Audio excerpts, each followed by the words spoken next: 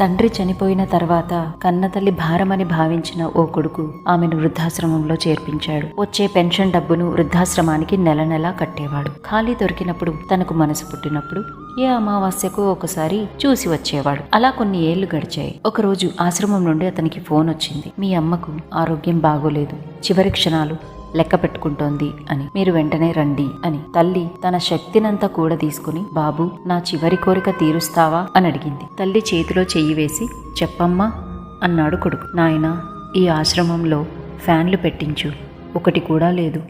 ఆహారం పాడవకుండా ఫ్రిడ్జ్ కూడా కొను. కొన్ని రోజులు నేను తినకుండా పడుకున్నాను అన్నది తల్లి. అమ్మా, ఇన్ని రోజుల నుండి ఇక్కడ ఉన్నావు కదా, నేను చాలాసార్లు నిన్ను చూడటానికి వచ్చాను కదా, ఎప్పుడు చెప్పలేదు, మరి ఇప్పుడెందుకు చెబుతున్నావు అని అడిగాడు. బాబు, నేనెలాగో వేడిని, ఆకలిని, బాధను తట్టుకున్నానురా, కానీ రేపు నీ పిల్లలు నిన్ను కూడా ఇక్కడ చేర్పిస్తే తట్టుకోలేవురా అని చెప్పింది.